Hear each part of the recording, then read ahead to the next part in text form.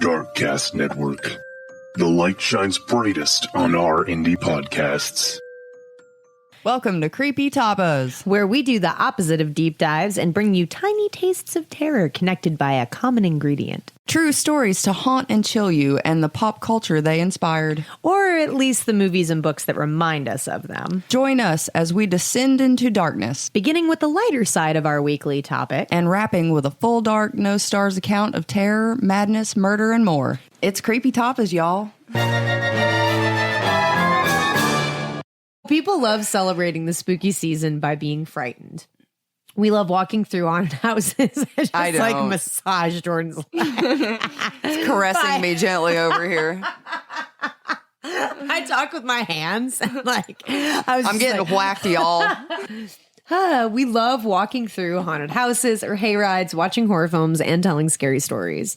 From the curse of Bloody Mary, rumors of poison candy, crazed murderers, and more. Halloween is a time for getting the creeps. All in good fun, of course. But what happens when you get more trick than treat? When a graphic decoration or piece of candy is liable to be deadly? At what point does a spooky celebration become a crime scene? What real horrors lie beyond the imagination in the real world where the truth is often more haunting than fiction? Come along, ghoul fiends, as we journey into darkness on today's episode of Creepy Tapas.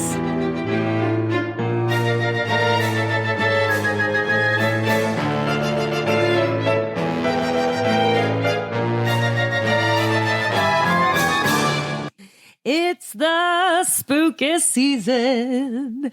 Spooky, scary skeletons and shivers down your spine. You know that song? I do. It's a fucking jam. Hello, welcome to another awesome episode of Creepy Tapas, where we serve up tiny tastes of terror straight to your face via your ear in podcast format. I'm your host, Ash, and this is your host, Jordan.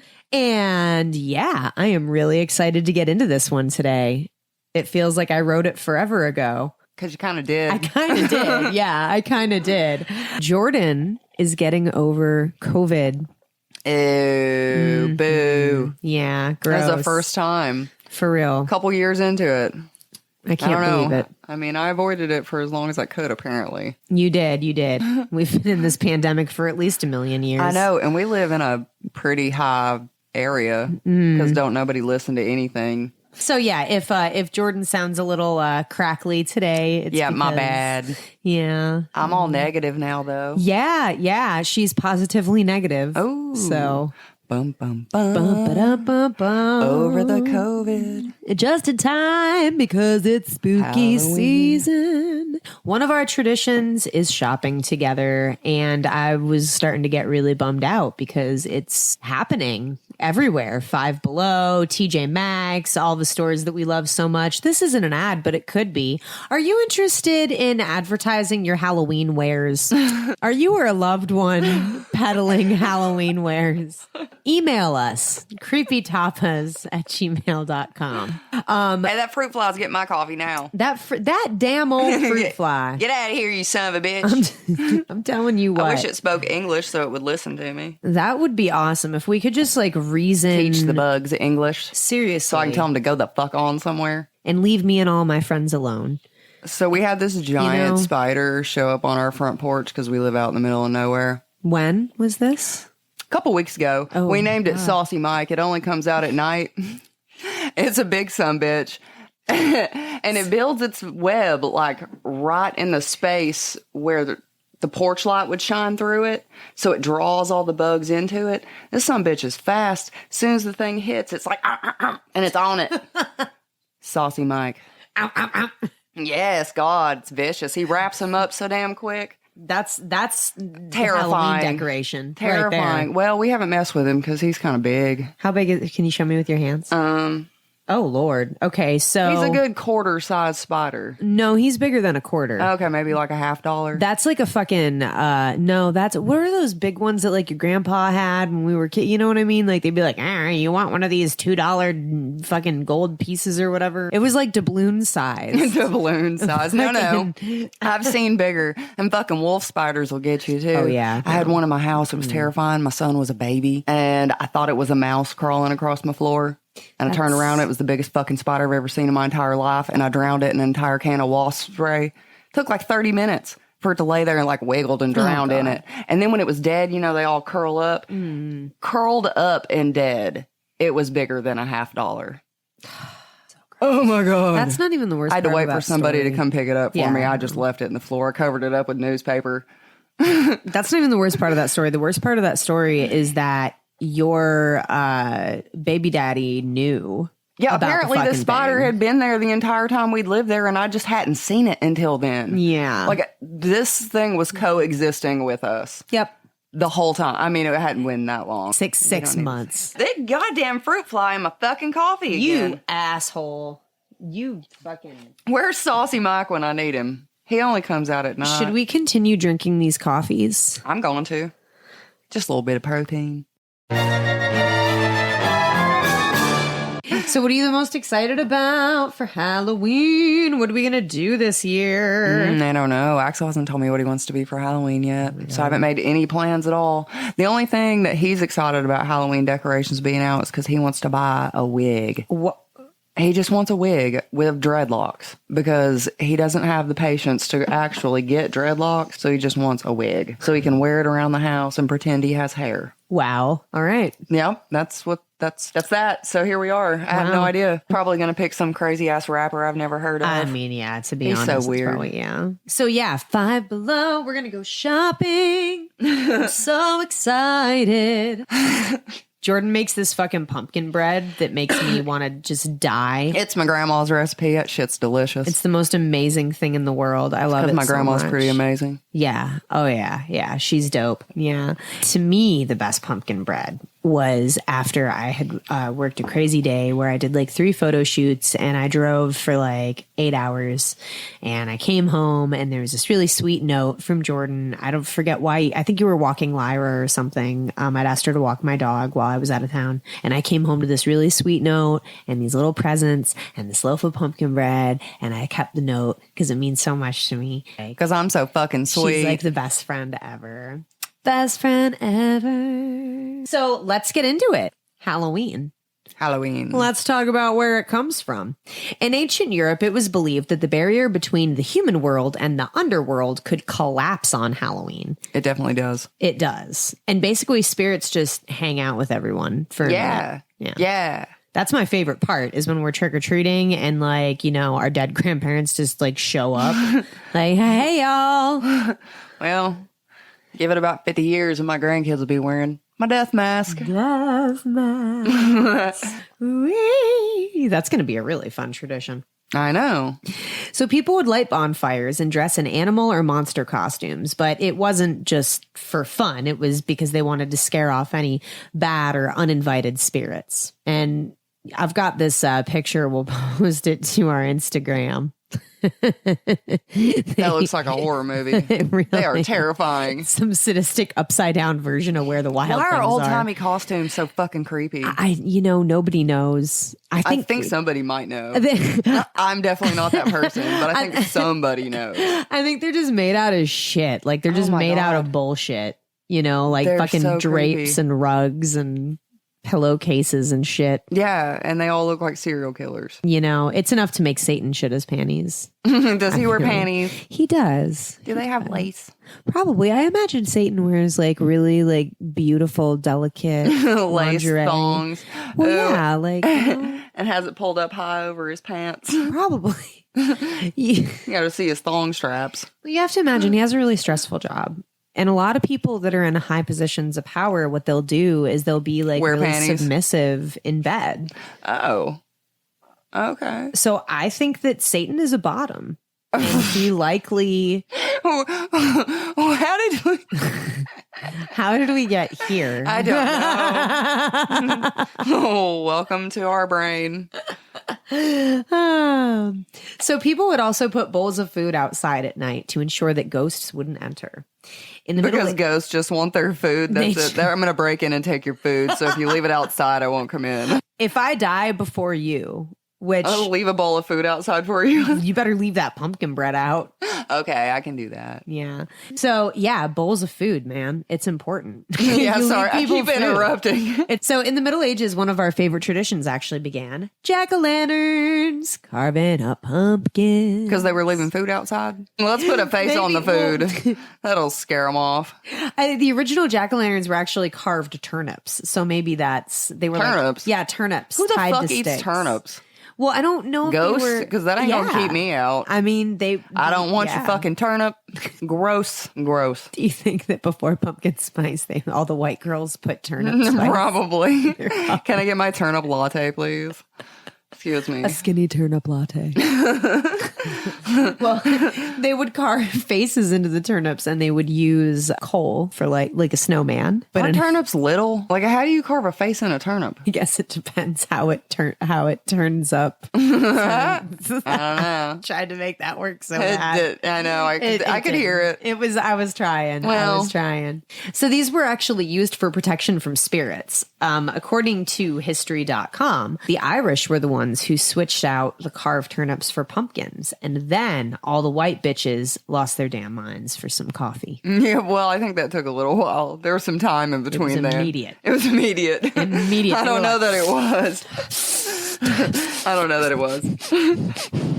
Is that pumpkin spice? Put it in everything. Immediately. They overdo that shit. They do. They really do. It's not, it gives you diarrhea. Does it? It doesn't. No. It does me. I will get the pumpkin spice shits. That is unfortunate. That's some steamy stanky. Oh, God. Well, You nasty. you asked. I didn't ask. You volunteered. Well, I didn't ask. imagine putting that in your coffee. Ew. God. In American settler communities, people would share stories of the dead as well as dance, sing, and just celebrate the harvest. Were they dancing on their graves? Probably. Okay. I mean, I would be with that's my the only way to do it, right? with my coal turnip Yes. With your creepy coal turnip. on a stick. The weirdest fucking thing. Fucking turnip. People eventually adopted the tradition of dressing up in costumes and walking about begging for food or money. Oh my God. You can see how that evolved into trick-or-treating because we're basically like, all right, kids, go fucking knock on these neighbors' door. Yeah, and go for beg these food. people for Yeah. candy. Give me candy. I'm crazy turnip coal man. Now give me some candy. You get fucking sued by Adam Sandler.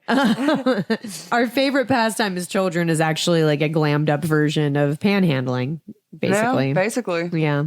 So as time went on, efforts were made to make the holiday a little less frightening. So its roots in superstition, witchcraft, and the afterlife were mostly all gone by the 20th century, which is when we were alive. Yes, I wasn't alive before that. No, we were not. I'm hundreds of years We're old. pretty old, though. We're from prior. So old. I'm from the last millennium. Same. I dig the Halloween traditions of today, man. I'm glad that we don't have turnip stick anymore. No, I'm good. Yeah. I really enjoy too that like we have sophisticated candy that's full of chemicals. Yes. All kinds of chemicals and dyes. Yeah, ain't nothing healthy about none of that. No, I no, love no. it. Yeah, I love it. One thing I feel like we have to do every year is watch Trick or Treat. You Yes, seen that movie? I have. Yeah. Oh my God, it's dope. It's my favorite. Actually been a while since I've seen it. Really? Oh, Yeah. Man. Well, if you don't know, Trick or Treat is a non-linear anthology horror comedy that was made in 2007. It was directed by Michael Daughtery and produced by Bryan Singer. Trick or Treat features some super fun, creative, and creepy storytelling, which results in, I mean, I think it has something for everyone. You know, like I feel like it's the kind of movie I could show pretty much anybody. To toddlers. Definitely toddlers. Definitely toddlers. I think even in infancy. you Yeah, know, might as well. Start them off young. I mean, when they're infants, they don't know what's going on. They don't know. I was watching American Horror Story in the background. You know, He was they just don't laying know. there. He didn't They know. don't know. That's fine. I mean, her son often, you know, chants like voodoo rituals from He his doesn't. bedroom, He and doesn't. will walk in, and everything in the room suddenly crashes to the ground, and he's just God, like, I wish "What?" he was a superhero. That'd be I know so it.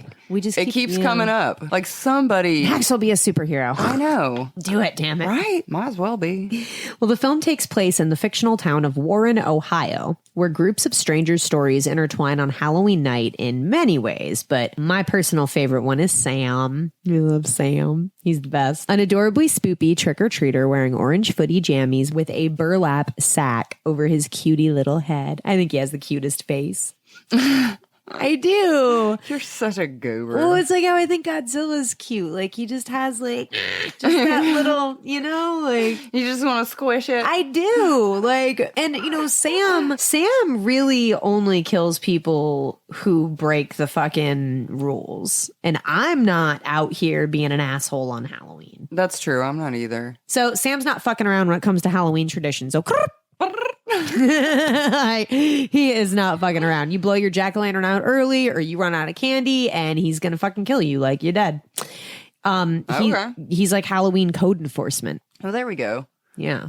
So I thought that he was like a homeowner association. Yeah, kinda. Yeah. Those people are assholes. They really are. Originally, Trick or Treat was a short film. It was made in 1996, and it featured Sam walking around Halloween night while being stalked by a stranger. And no spoilers, but I can't imagine that really turns out too great for the stranger who's following Sam. Well, I don't know. I don't know. If you want to watch the original short, it is on the bonus features on Trick or Treat's DVD, which I only have the digital, so I actually don't have any of the bonus features. I doubt you have the Isn't DVD. there more than one Trick or Treat movie? No, they were talking about making a part 2, but no, I mean like 2 separate movies, not like connected. No. Ooh, I really think there is. There might be. We have one, but it doesn't have that burlap kid with the pumpkin head.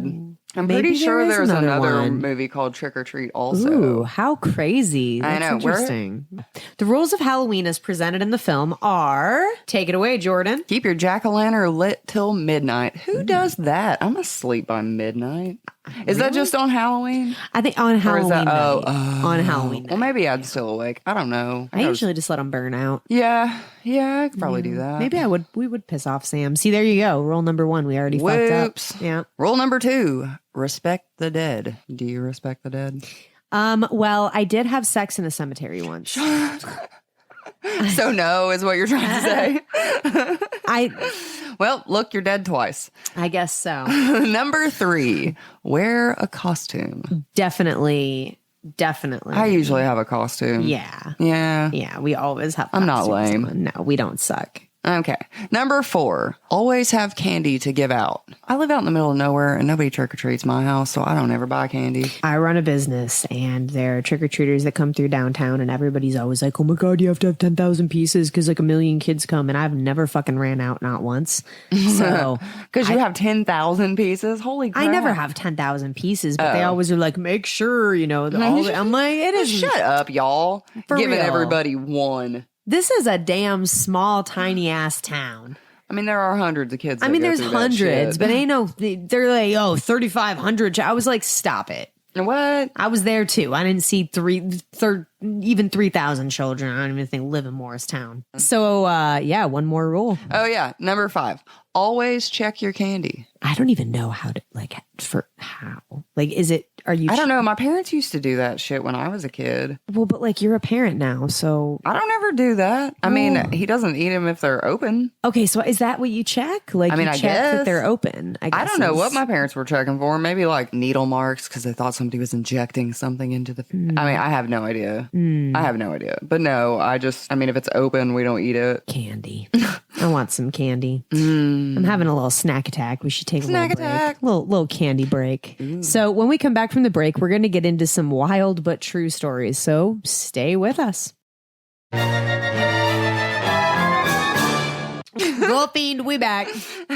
So ever since I can remember, my mom was like, check your candy. And like we were talking about, like, first of all, I don't even know how to do What am I that. checking it for? Yeah, it's got sugar in it. We're good. Yeah. So like so many other things, though, there's like, an overwhelming lack of evidence to this claim that Halloween candy is dangerous. But when I started researching it, I realized there have actually been a few isolated incidences where that advice could actually kind of come in handy. What happened? I'm going to tell you, this crazy California dentist in 1959, William V. Shine, decided to play a very messy prank on local trick-or-treaters.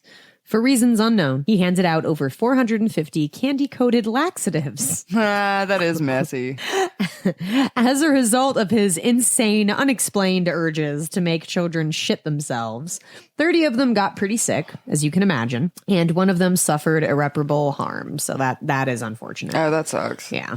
The laxatives were, of course, traced back to him, and he was charged with a few crimes, including outrage of public decency. Making people shit their pants is outrage of public decency. I'd be fucking outraged. Those women, those poor mothers, had to clean that. Well, ugh. As having chocolate rain all over the damn place, all over their costume. I mean, polyester costume. They could make it to the bathroom. Well, it's stinky then. Then you got to clean the bathroom. Because kids don't shit right. Kids don't shit right. And they have laxatives, and now it's like, bleh, like just coming out. Like, okay. Okay, gross. Fuck you, William. All right? He's a dick. Yeah, don't be putting laxative in kids' candies. That's bullshit. So, what about sharp objects, or the old razor blade and the apple legend? How would you get a razor blade in an apple without somebody noticing it? I mean, I suppose you could push it through and then hand it to the person with your hand maybe covering where you pushed the blade in. Then, that's assuming the person's just going to eat it right there and, not look at it. Because you can't grow. Ain't nobody going to hand me some food and me not look at it first. Right. And blindly eat this apple that some stranger handed me. I feel like this is a kind of stupid one because it doesn't. Yeah, that didn't. Well, but there again, it has happened. It has happened. I mean, people have done stuck sharp shit in their shit and then claimed that it happened. They were trying to make this thing true. Well, according to specialist Joe Best, there have been 80 reports of sharp objects hidden inside Halloween treats since 1959. Okay. Well, Jordan is I'm skeptical, skeptical. But before you go ransacking your kids' candy buckets, most reports did turn out like to I be said. hoaxes. Yes, they were hoaxes.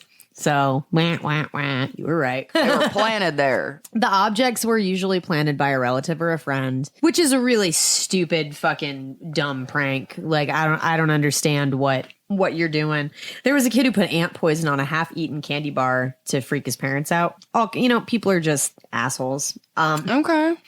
Of the few provable instances of strangers tampering with candy, few have ended in anything more serious than small injuries. Like shit in your pants. Like shit in your pants. But in the year 2000, when James Joseph Smith, a mentally handicapped man, was arrested after sticking needles in Snickers bars, okay, he passed out to trick-or-treaters. Oh, God. Yes. The only injury was a slight prick to one teenager's mouth, which, is it traumatic for the kid? Absolutely. Sure, but nothing fatal. He done got his mouth poked. He done got his mouth poked. Yes, he done got his mouth poked. I like it. So this James Joseph Smith, by the way, we'll never know, made him feel the urge to do that because he was deemed unfit to stand trial, and he was just committed to an insane asylum. So he was just he never had to answer for it. A psycho. Sometimes what begins as a well-meaning effort to spread joy and celebrate can turn on you without any warning. In Hercules, California, a failed delivery rekindled fears of children being drugged on Halloween night. According to Police Chief Mike Ty, quote, "Somebody tried to mail the package and the postage or address was wrong," because the package, which contained 4 bags of mini Snickers bars, did not have a return address. So it landed in the dead letter office. It was then taken by a post office employee. A lot of dead mail, stuff that's non-perishable, shit like that. It's given away to charity. Officer Ty said, "The employee picked up the candy along with a bunch of canned goods. They took the other items to a church but kept the candy." I like his voice. Thank you. Well, the postal worker was hopeful to bring smiles to children's faces on Halloween night, and he definitely would have brought a smile to my face. He was just going to hand it out to trick-or-treaters, but what he actually did was distribute 5 ounces of marijuana to local children. Whoops. Whoopsie. Police were, in my opinion, rightly convinced they had made an honest mistake. The post office worker wasn't charged or publicly named or anything like that. I mean, obviously it's different than giving kids LSD laced candy or whatever the rumor was. Yeah, probably just made them go to sleep. But even then, it's not like it was this wasn't edibles. This was an actual anyone who opened up the Snickers bar wrapper would have realized, because it was just buds of marijuana that were wrapped. So they weren't edibles. Yeah. They were just buds of marijuana. Stuck in a Snickers wrapper. Yes. Okay. So maybe that's what you're checking for with the candy. Like, make sure that it feels like the thing Maybe that it's supposed to be. Well, I'm going to start checking my kids' candy for weed. Yeah, man. Maybe somebody's going to give me a treat. If you or a loved one wants to distribute marijuana during Halloween, just don't do it. Don't do it. Give it to the grown-ups. So press coverage of the incident fed rumors about malicious strangers trying to trick kids, into getting high, which... Anybody giving out their edibles. For real. That shit is expensive. Right. Anybody giving out their edibles? No. Not as some joke. Right. Fuck that kid. He can't have my shit. 5 ounces? Well, that was in the Snickers bars, though. I'm talking about, like, edibles. Yeah, no. Anybody giving out edibles. No, that's expensive. Right. That's way too expensive. But if you were going to be a cool neighbor to your grown-up neighbors... Grown-up neighbors. Then, yeah, you should give out edibles if I'm your neighbor. If I'm your neighbor. But you'll never know. But you'll never know it was me. Ha! Ha! Well, often a tasteless prank or cheap scare gone wrong is the reason for Halloween fatalities. And typically the person pulling the prank is the one who gets all tricks and no treats. Trigger warning, as this next section does get a little darker, with accidental suicide and the death of multiple children as the subject matter. Whoops. Whoops. Whoops. Well, you said accidental suicide. Well... Whoops. Whoops. You ever see those houses with like fucking epic Halloween decorations out front? I see some people who put way too much shit out. Is that what you're talking about? So Jordan hates inflatables.com. Oh my God. They're the worst thing ever. They're so fucking tacky. She wishes they would all die. I mean, maybe not die, just never be seen ever again. So I don't mind them as much during Christmas, but They're on awful. Halloween, I feel like you should put in a little bit more effort and try to create, I feel like if create you're a going to vibe. decorate, you should put in the effort no matter what holiday it is. Don't put out fucking inflatables.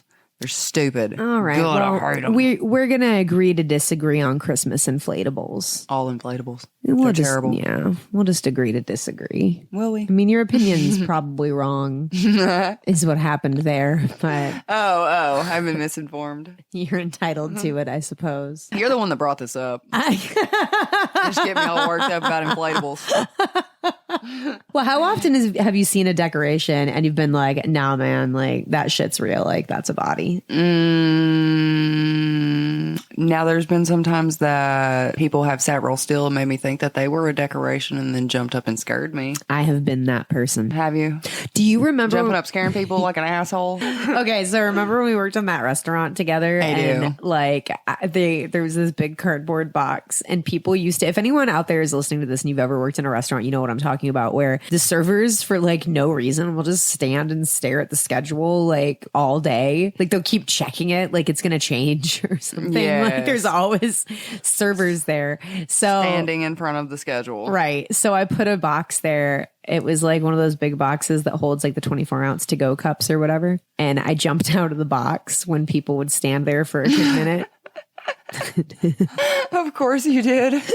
And I would just go, hey. What you did? It wasn't even scary. I was just like, hey, what's up? So this is a local yokel story for you. You know, local yokel. I reckon. Greenville, Tennessee. What? Hey, right down the street. I think I actually remember reading about this when it happened. In a small, quiet neighborhood, a man was discovered laying totally out in the open in what appeared to be a terrible accident with the garage door. The man laid with half his body sticking out from under the door, his blood speckled all over the door and driveway. Police had multiple calls in quick succession. There's a dead body in my neighbor's driveway. Help, come quick. Police sped to the scene, sirens screaming, lights flashing, ready to do the damn thing. Do the damn thing. Mm-hmm. Upon arriving, they discovered a much more sinister plot was at work here. Sinister plot. The owners had planted the body as a way to scare trick-or-treaters. Those dicks. That's right. This body was a prop Because those people were assholes. I'm just kidding. They had good decorations because everybody believed it. You get them, guys. Y'all should have won a prize. Seriously. Well, they kind of did. They did get a lot of attention. The dummy, which had been made to appear like a person crushed by the door, was so convincing that people driving by were freaking out, and the emergency calls just kept pouring in.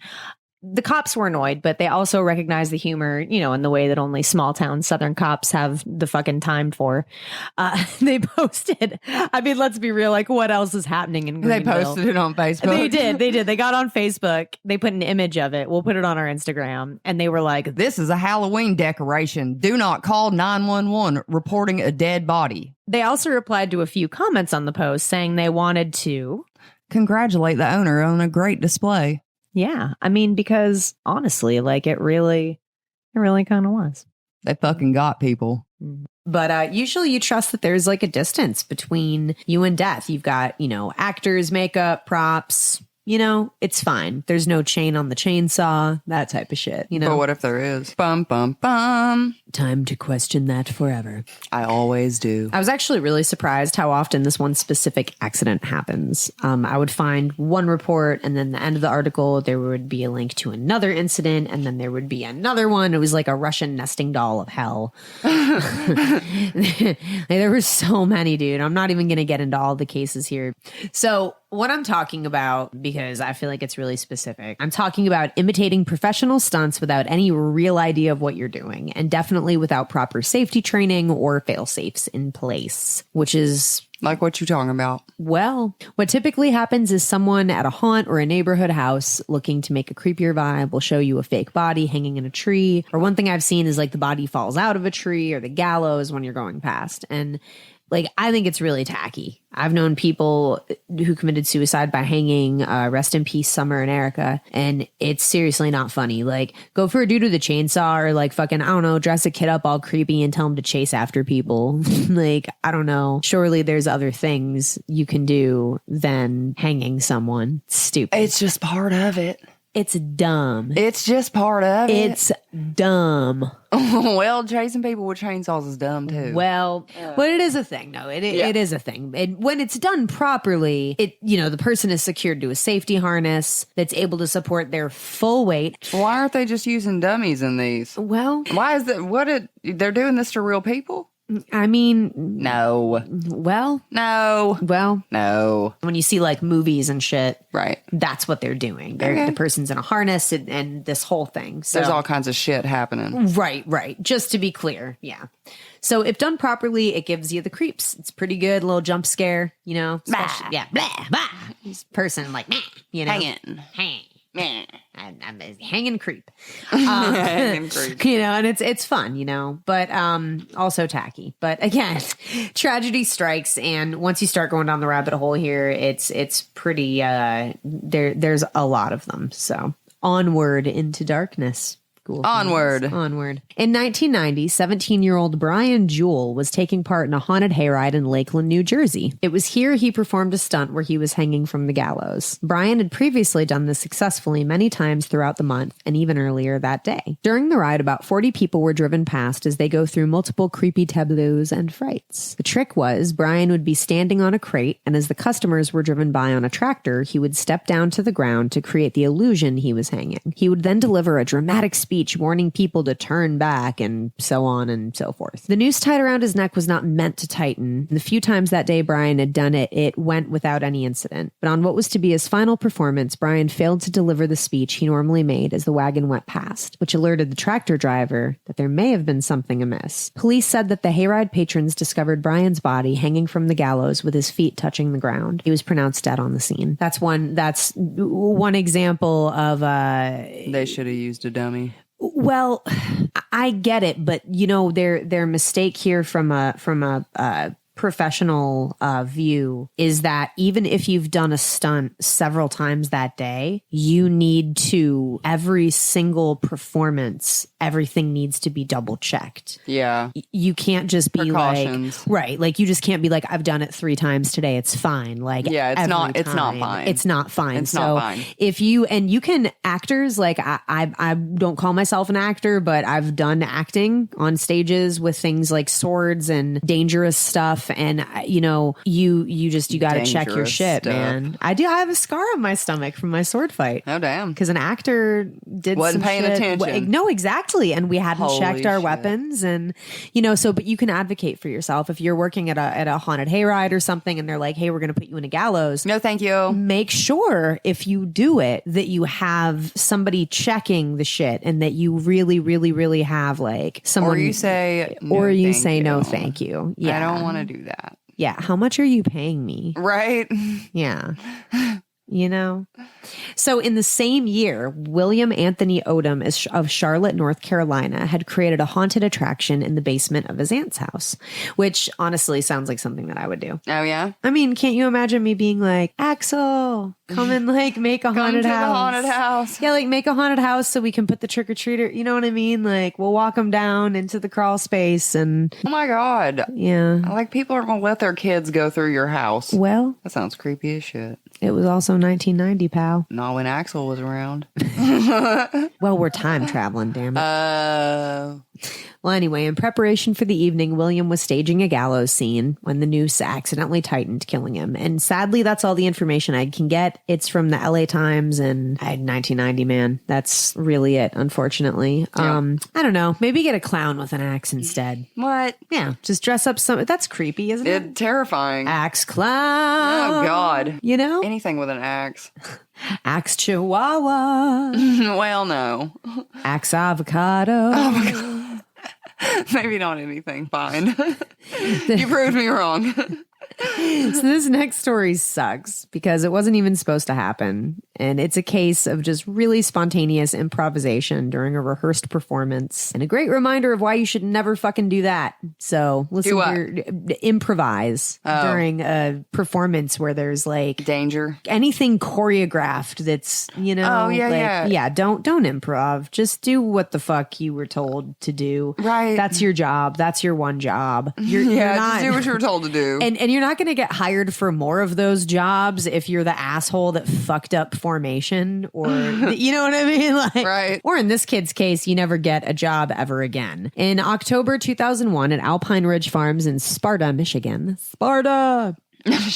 14-year-old Caleb Rafe was working a haunted hayride. Caleb felt awkward performing his specific job as he was meant to leap from the woods and scare people, you know, when they pass, like, yeah. Boom. Well, he didn't like that, you That know. was boring. Yeah, it was sort of anticlimactic. So he decided to take some initiative and swap places with another actor. Okay, yeah, sure. Yeah, sure. Yeah, the actor? okay. Who was the actor, do you ask? I don't know. Well, a prop skeleton that was hanging by a noose in a nearby tree. So yeah. Oh. Yeah. It wasn't even a person. Nope. He took a dummy down. Yeah. Okay.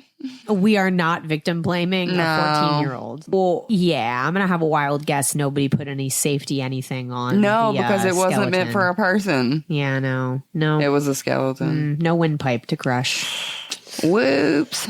So Caleb put the noose around his neck with his feet touching the ground, which in theory, I see what he was going for. I think, you know, like struggle, maybe put like your thumbs under the rope to prevent, do you know what I mean? Like, Yeah, okay. yeah. Keep it from crushing shit. Sure. gotcha. So in theory, right? But sadly, Caleb was not heavy enough to keep the branch from whipping back and choking him. That sucks. Yeah. Caleb began struggling to get the double knotted rope off of his neck, but his coworkers thought he was just acting. By the time they realized what was happening, efforts by patrons and employees to resuscitate him failed, and Caleb was pronounced dead. So, Whoops. listen to your directors, kid. Don't put ropes around your neck. Don't do it. Don't do it. It's not a good idea. In Louisville, That's not it. It would be Ville, not Vile. Louis V. It's Louisville. Louis V. Okay. In Louis V, Kentucky. Okay. Ooh. Ooh. Yeah. Okay. Right? Okay. In the year 2013. 16-year-old Jordan Moreland was decorating the front yard with his little sister. Jordan loved Halloween. It was his favorite holiday, and he really went all out on decorating. He loved scaring and pranking people, and according to his mom, he really had a passion for it. I really connected with this kid. Scaring people? Yeah, hell yeah. He liked pranks and stuff. He had a passion for scaring people. Yeah, he That probably... sounds a little psycho. No, he was a sweet little baby. Was he? He was a sweet little baby. He He would just passion for scaring people. He was just doing little sweet baby things. Okay. Little sweet baby things scaring the shit out of people. Well, they'd been working hard all day, and after taking a break to help his mom with laundry because he was a sweet little baby. Okay, because he was nice and helpful. Sorry. Uh-huh. Okay. Yeah. Jordan thought it would be fun to prank his sister, right? Okay. Yeah, a little bit of Halloween fun. So Jordan grabbed a noose decoration that he'd set up hanging in a tree, and he slit his neck inside. Not a good idea. Well, waiting for his sister to pass, he would scare her, and it would be really epic. But before he could do that, the rope tightened, cutting his brain off from oxygen within 20 to 30 seconds. Jordan's sister did find him, but he was unconscious. Their mother rushed out to cut him down and revive him to no avail. He was rushed to a hospital where Jordan had fallen into a coma. Although efforts were made to revive him, sadly his organs had already began failing and he died just 12 hours later. We're gonna go a shade darker. What's going on next? Well, we're about to touch on 2 incidences of intentional suicide. So if you're not into that, go ahead and skip right here. We have some other stories afterwards, but yeah, if you don't like that, bleh. On October 26, 2005 in Frederica, Delaware. Doesn't that sound like a fucking party place? Like Frederica. Yeah, kind of. Is it a party place? Hit us up. Let us know. creepytapas@gmail.com. So locals were haunted by a hyper-realistic Halloween decoration. The decoration in question hung from a tree in a moderately busy road across from a neighborhood for several hours, suspended 15 feet from the ground. Since it was so high in the air and prominently displayed, hundreds of people saw it, and I bet they were super shocked later on to hear in the news that it was actually a real body. Oh, I bet they were shocked. Yeah, dude, that would fuck with me. I'd be like, okay. Oh, shit, I saw that. Yeah, and the time, it happened early in the morning, so people were like on their way to school and like work and shit. That sucks. It's on a weekday. I mean, like, probably kids in school buses. Yep. That's a fucking... That sucks. So the unnamed 42-year-old woman had hung herself, leaving her lifeless body on display for hours. Several neighbors said people saw the body around 7:30 a.m. Mayor William Glandon's wife, Faye, was quoted by a local paper saying, quote, "They thought it was a Halloween decoration. It looked like something somebody would have rigged up." Oh, those voices. It was French. Suspicions began to rise as the day progressed, and authorities arrived at 11 a.m. to remove the body and process the scene. The unnamed woman lived about a quarter mile from where her body was discovered, so she kind of like tormented her fucking neighbors and like local community. She probably hated them all. It was an unnamed woman. She was unnamed. She was just a lady with no name. She probably had a name. In October 2009, 75-year-old Mustafa Mahmoud Zaid was discovered on the 3rd floor balcony of his home in Marina del Rey, California. Discovered slumped over a chair with a single gunshot wound to the eye. Neighbors had seen his body there for 3 days and thought it was a Halloween dummy. His body was in plain view of everyone in the apartment complex, but it was sort of unanimously decided that it was just a decoration. The LA County Sheriff's Department said the case was a, quote, apparent suicide and declined to comment any further. So, Who shoots herself in the eye? yeah, I feel like they could have, I don't know. I'd be interested to know more about that case. Like, we're not really. Yeah, I don't feel like people go for the eye when they're shooting themselves in the head. It sounded really suspicious to me. That is suspicious. In 2014, in Spring Hill, Florida, Israel Lopez, 50, and Adam Hines, 36, were hired to clean out a rental home on Tree Haven Drive. The landlord had to evict the previous tenants who had skipped rent payments and left a huge stinky mess behind. They stank. Bunch of nasty motherfuckers. The house was left looking like a bomb hit it. There were just boxes, paper, and shit everywhere. Gross. Dead mice were strewn all over the place, and there was just this foul, sour smell everywhere. Of death? Because of the dead mice everywhere? Well, Ew. yeah, it's pretty... Ew.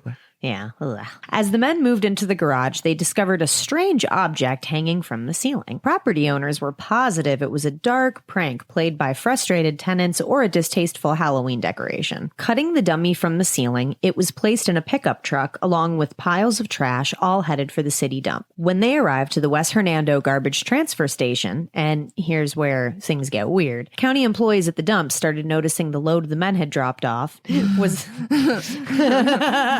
They dropped a load. They dropped a load and it was stinkier than usual. That's literally what I wrote. It raised suspicions at They the were dump. suspicious. They were suspicious. So suspicious of those two guys. We've said the word suspicious in this episode like 8 times already. Yep. Need to have like a counter. The workers called the police and notified them that they were pretty sure a body had been dropped off. It stank. When Israel Lopez returned to the dump to drop off another load. A lot of loads to drop. So many loads to drop. He was recognized by workers and interrogated by police immediately. Well, the police determined that no crime had been committed by the workers, and the whole affair was just an honest mistake. But dude, I'd probably quit my job. Yeah, once you realize you cut down a dead body hanging from a garage. And then brought it to a dump with a bunch of trash. Well, whoops. Well, if you've been listening to these tales so far and you've been wondering how in the hell a body could be mistaken for a prop, consider this quote from a witness. I think it's important to realize that most people, they either have seen someone who has very recently passed, or they see them at a funeral home. Obviously, this body was not anything close to either of those. It was somewhat mummified. Mummified. Hanging from the ceiling. Well, the neighbors said they hadn't seen anyone on the property for the past 2 months. However, one neighbor claimed to see a woman and 2 men at the house about 9:30 a.m. who appeared to be showing the home to a potential renter. And a few hours later, she saw the pickup truck back into the driveway and the cleaners arrived. So, it was in pretty quick succession after they did, discover him that he was removed. But it took a while to notice him. Yeah. Well, a quick investigation revealed that Jeremy Allen Whitforth, 33, had completed suicide by hanging in the garage several months prior, which I guess is why he stopped paying rent. He's survived by a wife and 2 young children.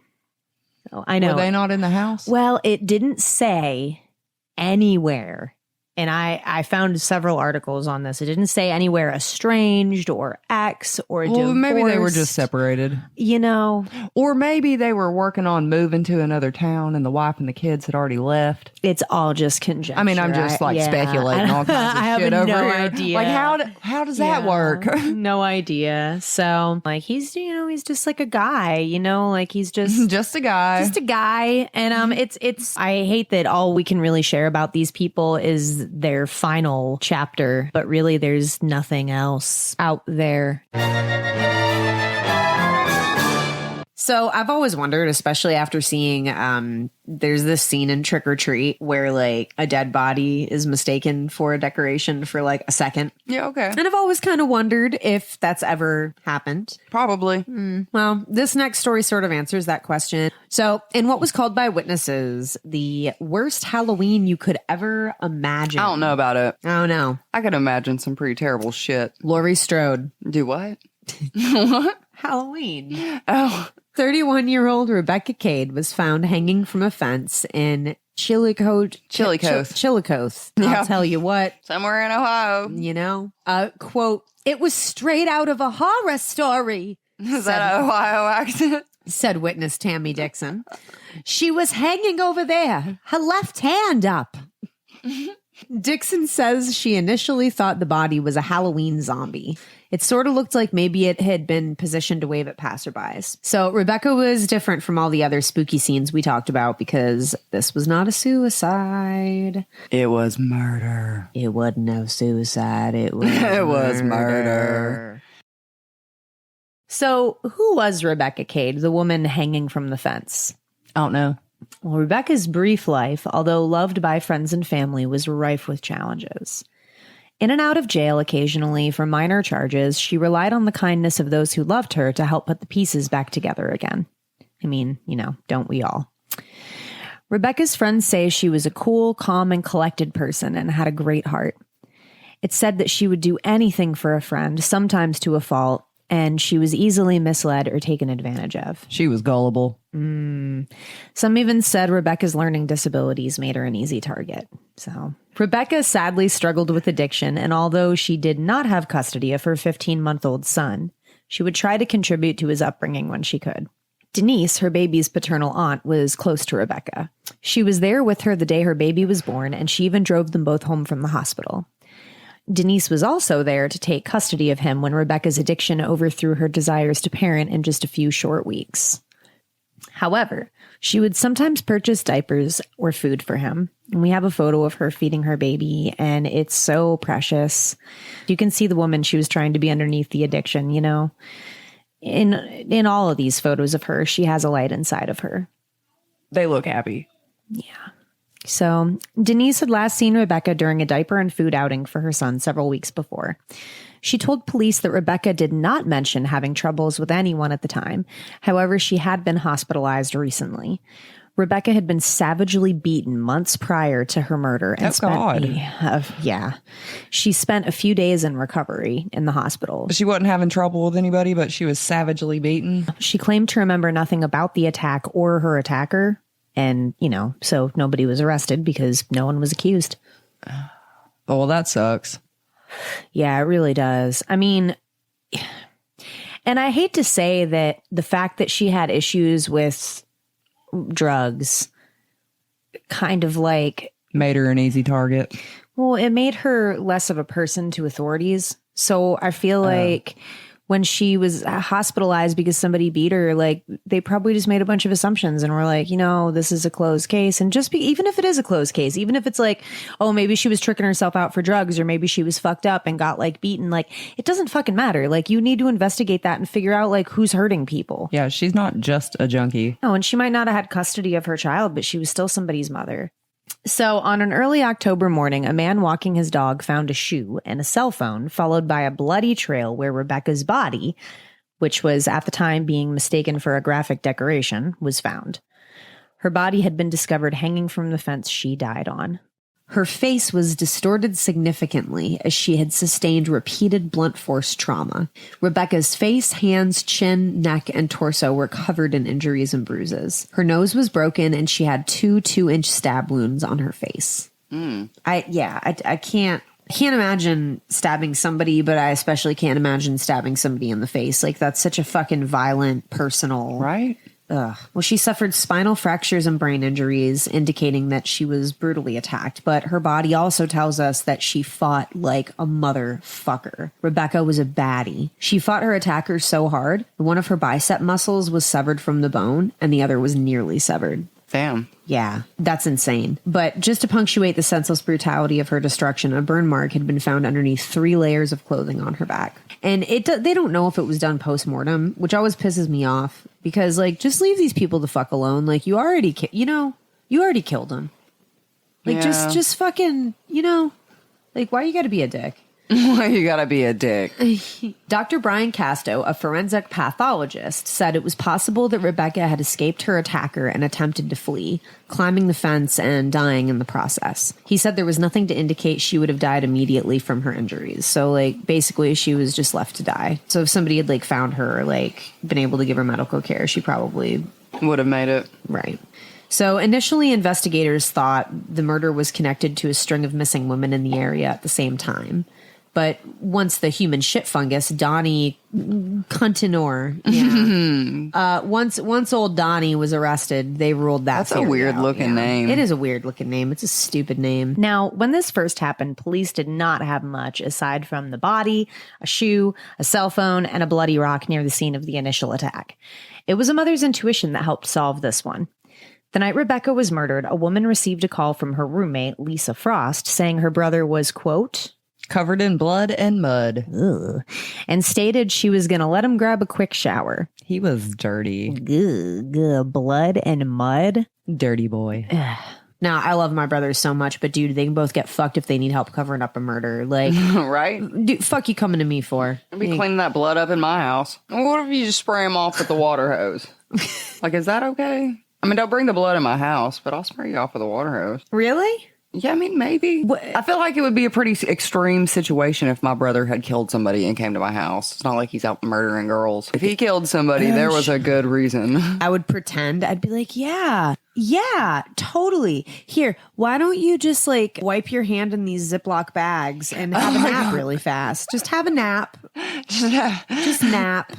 So, I don't know. The fuck, dude. Her roommate was like, no way, fam. Get him the fuck out of my house. So, appropriate response, I think, from her.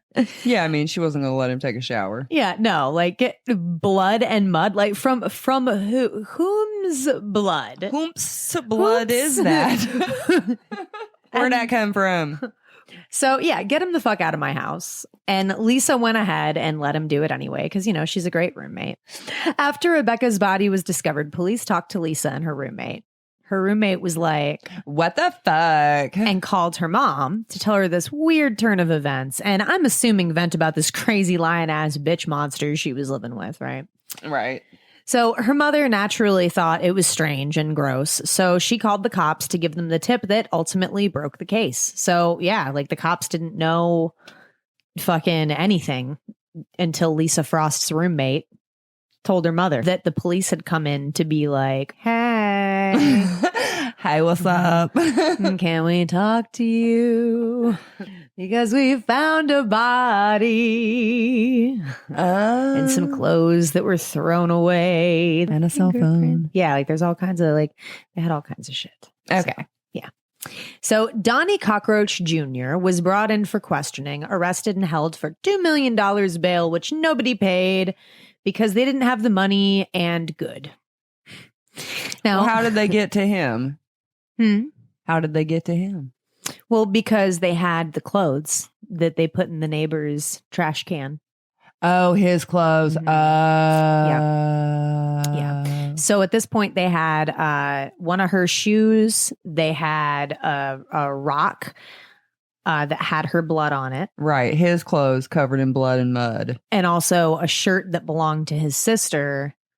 And also a claim from Lisa Frost's mom that, that her daughter was like, Mom, I got a phone call. Or, like my roommate called me. Lisa called me and said that her brother showed up covered in blood and mud. And now the police are here, like asking questions. Like, I don't know what to do. They found a body. Like, what do I do? And her mom was like, you fucking call the police. Yet again, is what you I do. was so fucking lost. Maybe I'm writing things I was so fucking weirdly. lost. No, it's me. I just get high.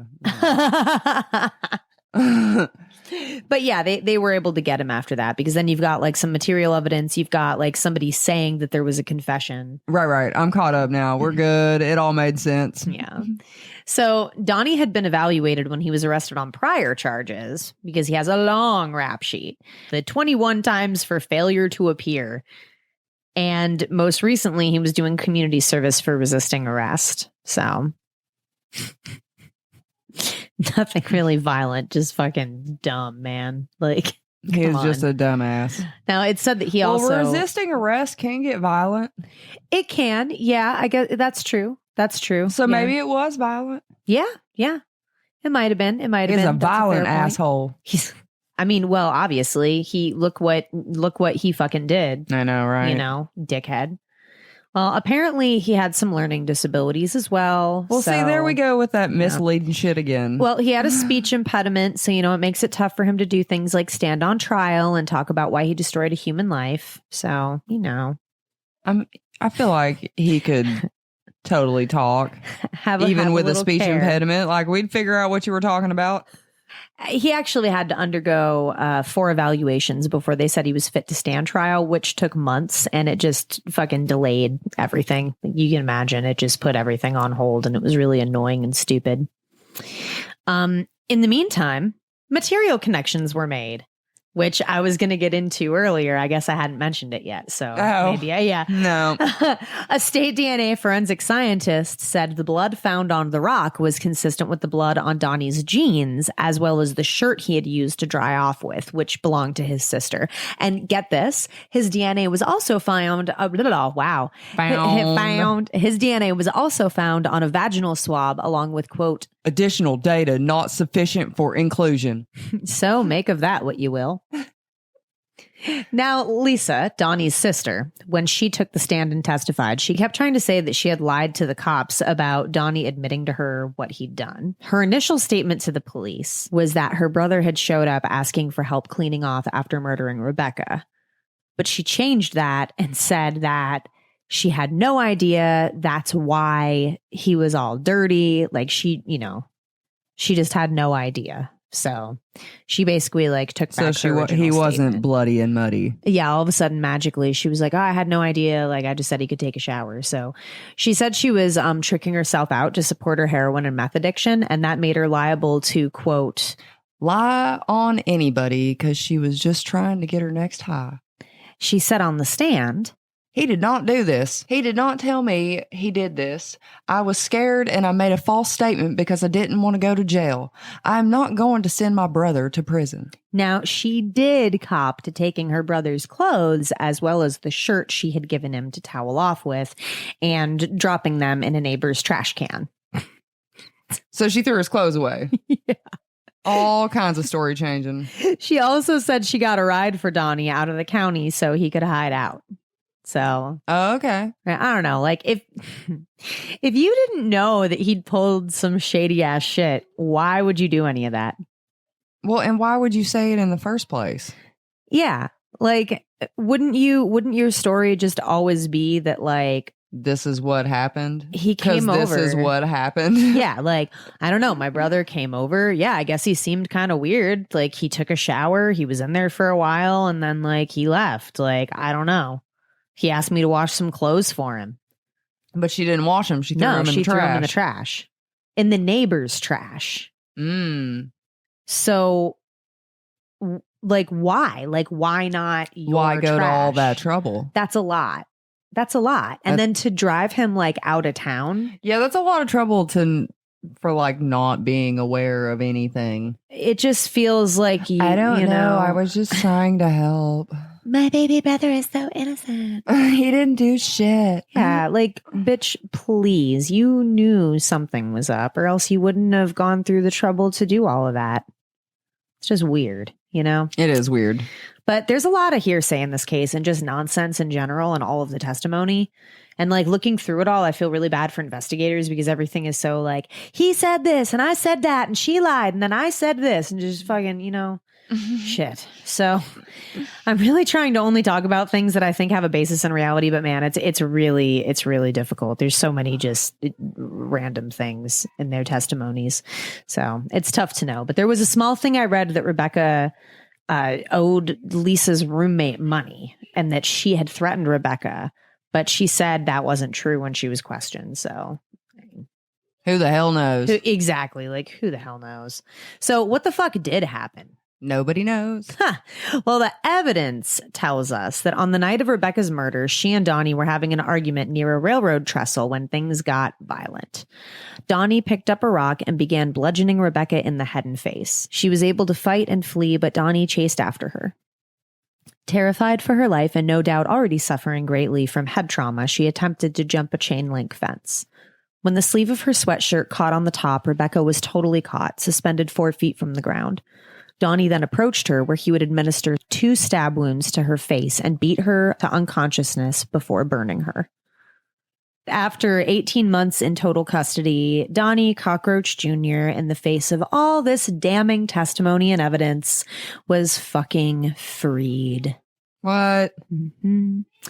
Yep, a jury of 12 alleged competent citizens spent nearly 12 Allegedly hours. competent. Fucking, I'm only giving Maybe the they were facts. competent. Who knows? I just think that they have a bullshit opinion of what happened. I don't know all the evidence. Maybe there's evidence, but from everything that I could see, it was pretty damning. Donnie had knowingly committed murder. Yeah, I mean, it sounds that way. And even if he didn't know when he walked away from her, after beating her in the head beyond recognition, stabbing her in the face, and then burning her, was like, oh, she won't die, just left her hanging from a fence. Like, even if he wasn't trying to kill her, 18 months is not enough. No, that's enough. not time served. No. No. What,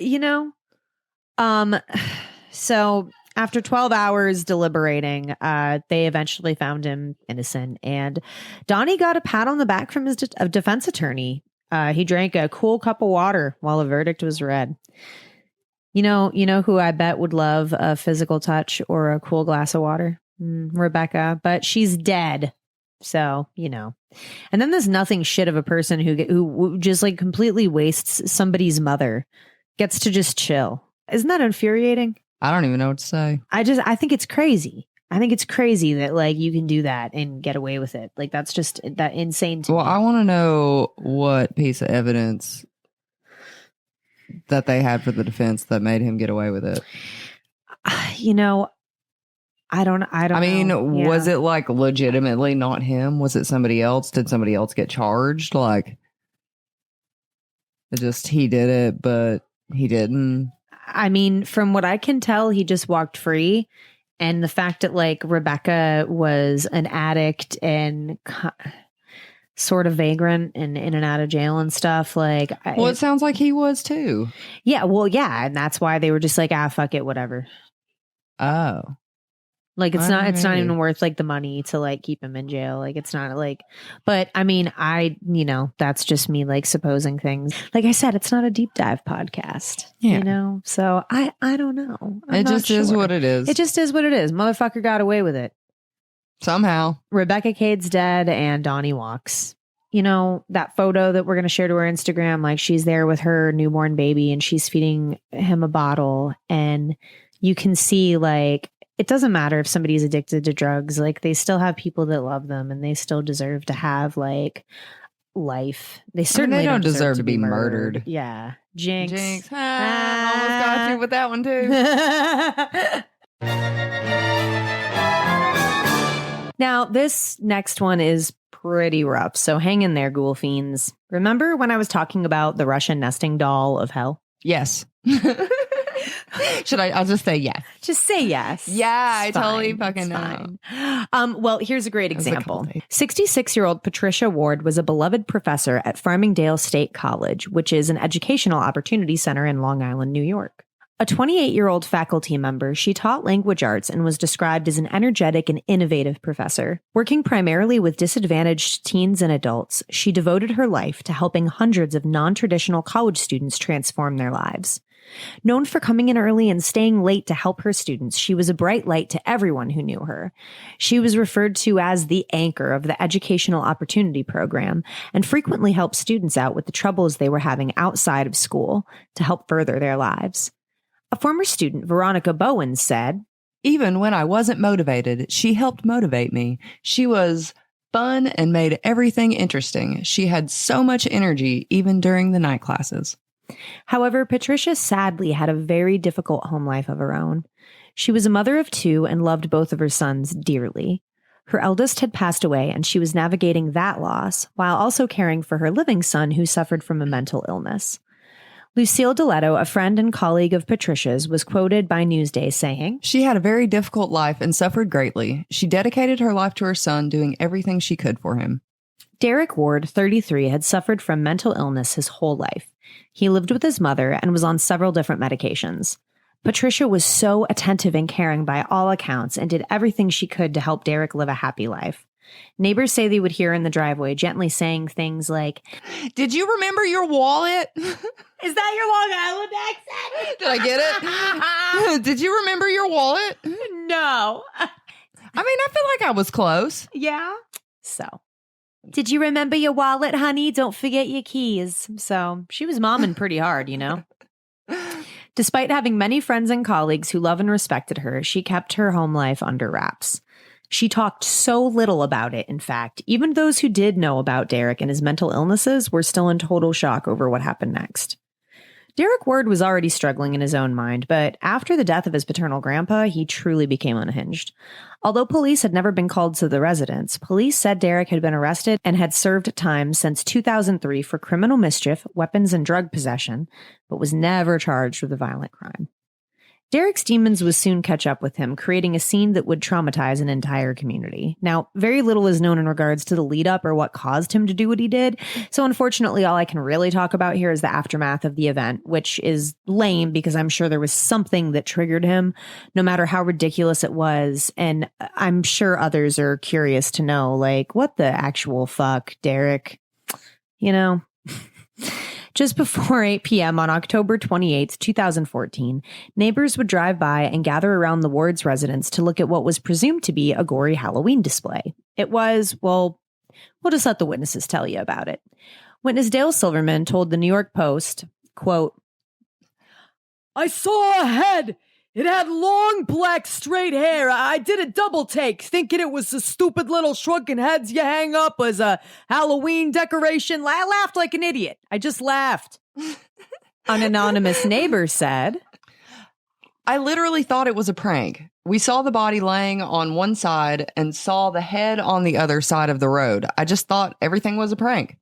Dean Carbo said, some houses around here have pretty elaborate Halloween displays, so it wouldn't have been weird if it was fake. One guy was tapping on her head with his foot to see if it was real. Community member Barbara Smalls added, you figure, okay, someone's playing a Halloween prank, but for it to turn out to be a reality, wow. Wow, Barbara. Wow, indeed. Although it is unknown the order of events or what really transpired in the home, what we do know is Patricia's body tells a horrible story of a violent struggle resulting in several broken bones and multiple stab wounds. So I'm sure whatever happened, it was fucking horrifying for her. Police say that Ward used a knife to cut off his mother's head outside in the front of their apartment building. He then kicked the head across the street, real casual, you know?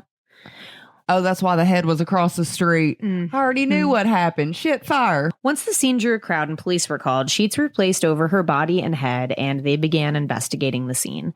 Now, about 25 minutes after Patricia's body was found and police were processing things, the Metro Authority notified them that an LIRR train had killed a man on the tracks.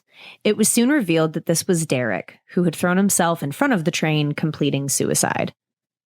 So he must have had a flash of sanity and realized how fucking awful what he did was, I guess. He didn't want to go to prison for fucking cutting his mama's head off. I mean, it's disgusting and awful. I think, though, one of the things that some of the people were saying that, you know, were on, like, I guess, like, legal teams or whatever. Like, he was dead, so I don't really know what if they went to any kind of trial. But people were saying that they didn't want this case to, like, stigmatize people with mental health because, like, this is such a rare, unique kind of situation. Yeah. Yeah. Like, if somebody has, like, issues, they need to talk to somebody. Like, he probably should. I'm sure there were red flags somewhere where he should have been institutionalized. But I don't know. I'm not a doctor. Maybe it came out of nowhere. Yeah, you never know. You know, you never know. He just snapped. He just fucking freaked out. I wish that he hadn't killed himself, though. At least wrote a letter and then killed himself. So we would know why. So we would know. Why? We are about to get into some super dark subject matter for our final story today. This does involve the death of a child, so trigger warning. We are going to take it back to 1979. I wasn't alive then. I was. No, you weren't. I'm a fucking 300-year-old vampire. Oh. Everybody knows. Anyway. While the littles are running around collecting candies and enjoying safe and fun scares, a dark and sinister shadow was looming. Boom, boom, boom. 8-year-old Timothy O'Brien, who's just a little angel doll baby, I we bet will he post a isn't. photo on our Instagram, had just enjoyed dinner at a friend's house before planning to go trick-or-treating. The Bates were close family friends of the O'Briens, and they were all looking forward to the children from both families going out to enjoy the festivities together. Mr. Bates and Mr. O'Brien, Timothy's dad, accompanied the children as they ran through the Bates neighborhood door to door collecting candy. Now, this is a time when everyone knew their neighbors, so it was not unusual when the lights were out on a porch to approach the home anyway and just knock on the door. When the group approached the Melvins family home, they were sad to see not only was the porch dark, but no one was answering and there was no candy left either. Turning back to continue on, the children and Mr. Bates went ahead of Mr. O'Brien, who had disappeared behind the Melvins home for a moment. After visiting the next house, O'Brien reappeared waving 5 straws about 20 inches long in the air, saying there were, quote, rich neighbors handing out expensive candy. You gotta give him a different voice. Yes. He's very excited about it. Yeah. He's a fancy 1979 man. You know? The brightly colored tubes were full of sugary powder, the familiar candy we all love. Pixie sticks. You ever play Scarface with those? No. So I can cut them up on a desk. And No. No. We used to do it where we'd lay in a bathtub and shoot the place up.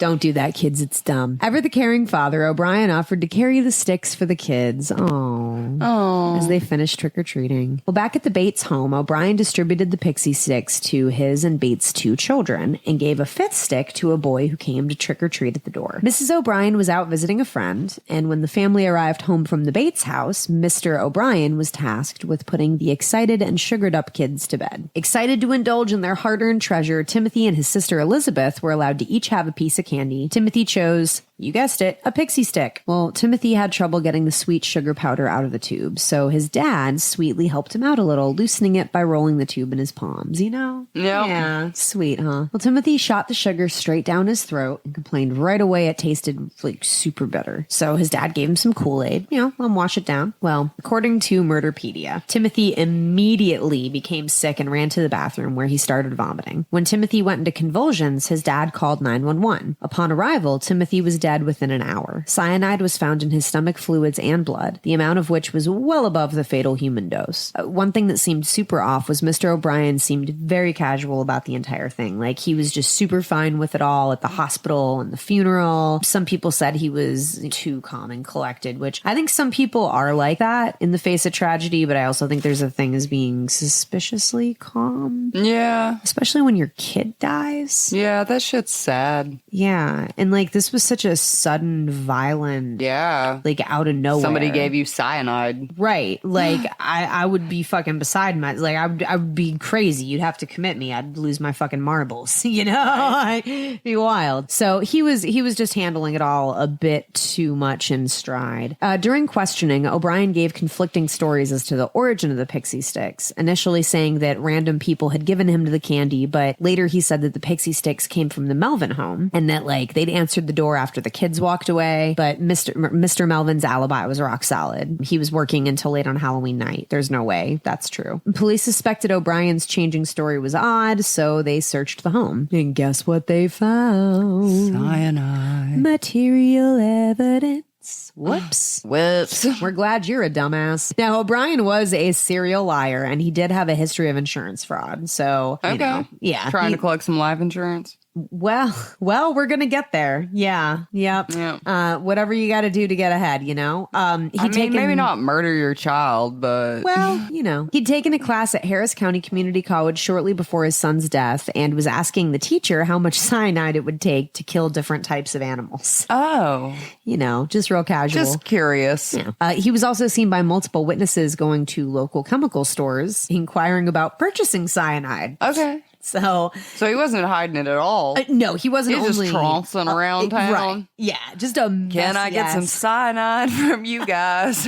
No? All right, I'll go across the street. like an 80-pound animal, like 85 pounds. Yeah. What just would you a little recommend? guy. But I want to make sure it's like a dog. dead, so maybe like 3 times whatever. Yeah, so that just whatever. Dose. Yeah. Can I just get a gallon? Just give me a gallon of cyanide. And I just give me a trough.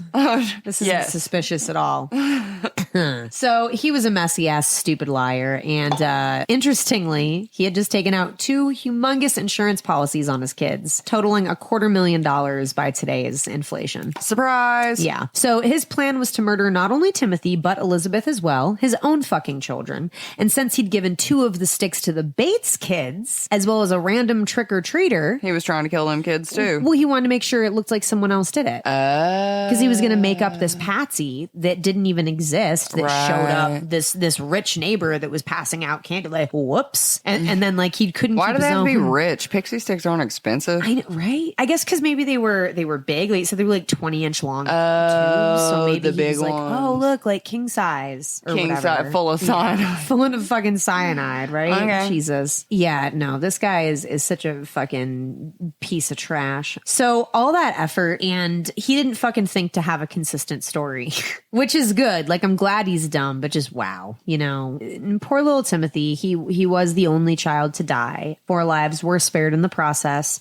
including his 5-year-old sister Elizabeth. And, you know, miraculously, officers were able to get all of the remaining sticks together before anybody else had eaten one. That was pretty good. But remember the random trick-or-treater who got one? Yes. Well, that 11-year-old boy, he was found asleep in bed later that night, and he was cradling the tube of poison candy, like, in his arms. Like, he was, like, snuggling it. I guess, like, before bed, he'd been trying to, like, open it, but he was unable to pry out the staples that O'Brien had used to reseal the container. Yeah. So he wasn't, like, strong enough. Like, the investigators said he didn't have enough strength to get it open. Well, that's good. So wild. Like, if he had taken that to his mom and been like, Mommy, can you open this for me? Well, he was probably snaking and eating it. He probably was. Don't be snaking and eating your kid.